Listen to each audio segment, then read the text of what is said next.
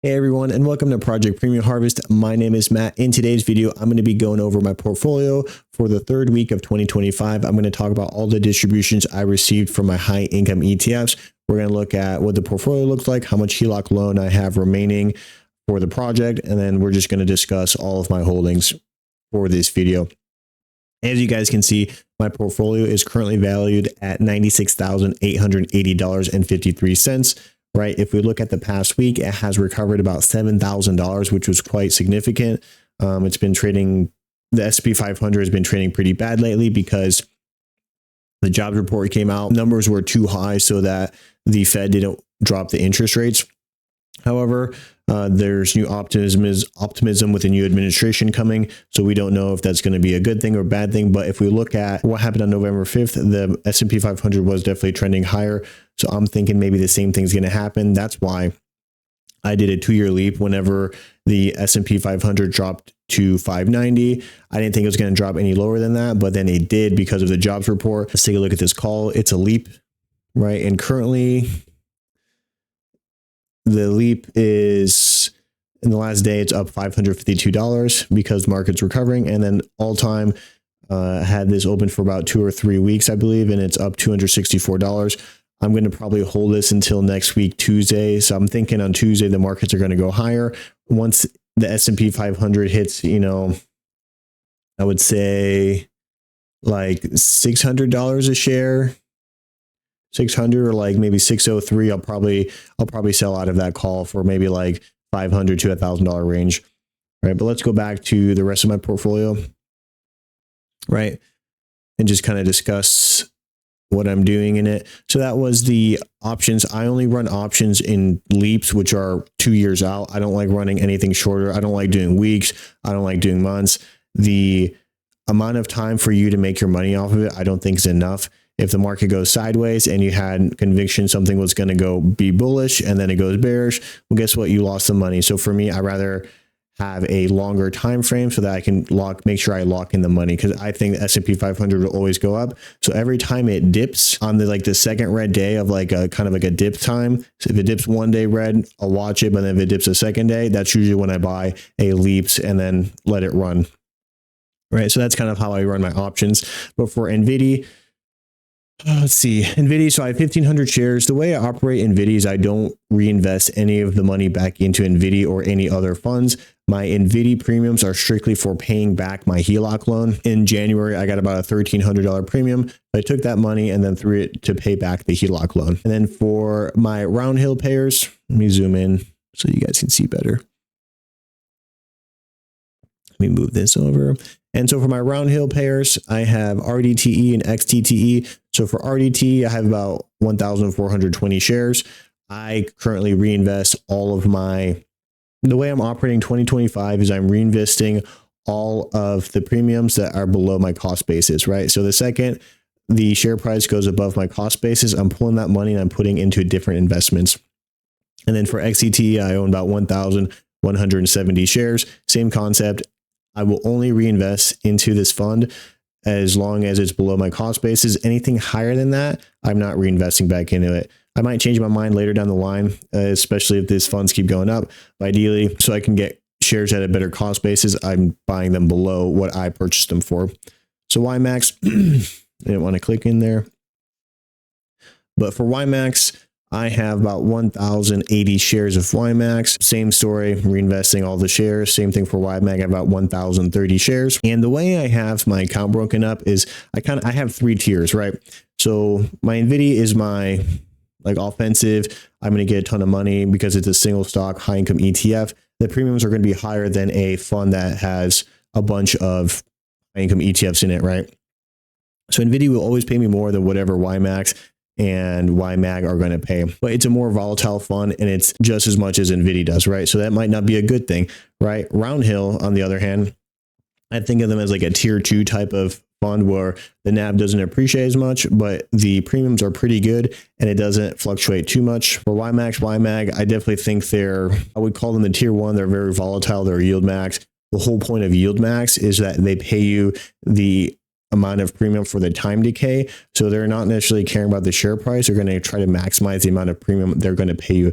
That's just how they operate. And then knowing that, we have to have a separate strategy for them. Consider yieldmax tier 1. They have usually higher premiums per share price versus rdte, more stable price, not as much premium. They're going to be more expensive. And then what I consider my tier 3 is anything that is very stable. So a jepq, gpix, amzp, goop, right? These funds, they continue to appreciate. They don't pay as much distribution compared to like Roundhill or Yieldmax, but they have appreciation and they have distributions, what I'm looking for. So I kind of have like a tiered approach to my investing strategy. So that's kind of just the overview of it. So jepq, I have about 384 shares. Gpix, I have 441.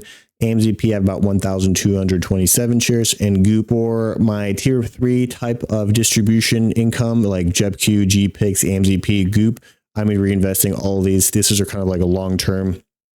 They're my long-term holdings. Whenever I meet my cost basis, if I meet my cost basis for any of the Roundhill or Yieldmax stuff, I'm going to reinvest them back into jepq, gpix, amzp, because these are going to be, they're going to appreciate over time, and they're also going to pay a distribution. So it's that safer investment. But yeah, cool. Now that we talked about that, let's go to my spreadsheets. All right, guys, looking at this specific spreadsheet view, this is my current progress for my HELOC loan repayment. So I made a payment early January after I received my nvdy distribution. So currently the total HELOC loan amount left is $49,041.69, right? If you subtract what is inside of the Robinhood account to my HELOC loan, I'm technically net $47,838.84. Okay, guys, we are at the Project Premium Harvest weekly payout tracker. So for the third week of 2025, I had a distribution payment from all of my weekly payers of $1,135.26.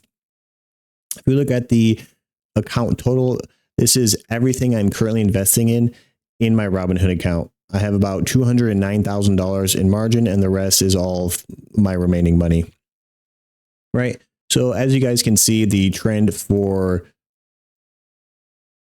the third week, my total account value has actually gone up a little bit. It's gone up about $6,000, which is pretty much on par with what we saw from the Robinhood. The Robinhood showed it a little bit higher, but I think for me, I would trust my own numbers over what Robinhood puts out. Weekly total account value is about $261,116.83, up about $6,000. That's good. We're trending upwards. And the last week was when I purchased some more gpix, jepq, and goop. So that's why there's a significant spike from the $198,000 mark to the $255,000 mark.